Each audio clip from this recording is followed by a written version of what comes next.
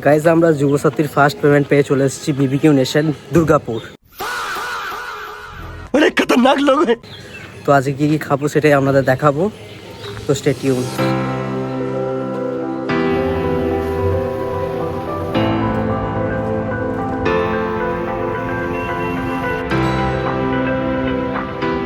চলে তো এসেছি দুর্গাপুরে বারবিকিউ নেশনে। এবার খাবো 699 দিয়ে ননভেজ বুফে। ভেতরের অ্যাম্বিয়েন্সও খুব ভালো ছিল আর চারিদিকে ছিল এত খাবার যেন মনে হয়েছিল খাবারের মেলা লেগেছে। প্রথমেই দিয়ে গেল ক্রিস্পি কর্ন, তারপর টেবিলের মধ্যে অ্যাটাচ করে দিল গ্রিল মেশিন, তারপরেই দিয়ে গেল আনারসের কাবাব।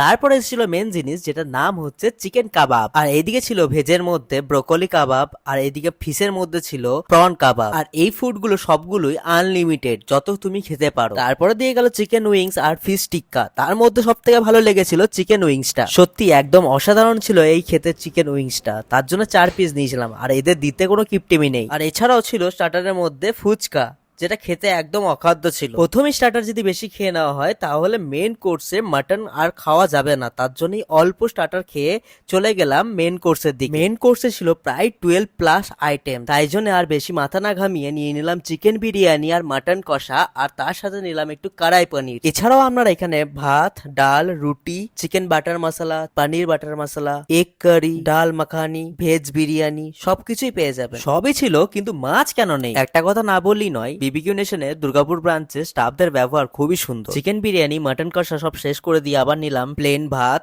একটু মাটন কষা আর একটু বাটার চিকেন, আর তার সাথে একটু পাঁপড়। এটাকে শেষ করে দেওয়ার পর চলে গেলাম ডেজার্টের দিকে, যেখানে ছিল অনেক রকম আইটেম যেগুলোর নাম আমি আজ পর্যন্ত দেখিও নি আর শুনিও নি। তো আজকের মতো বাজে ব্লগটা আমি এখানেই শেষ করছি। এত বাজে ব্লগ দেখার জন্য ধন্যবাদ।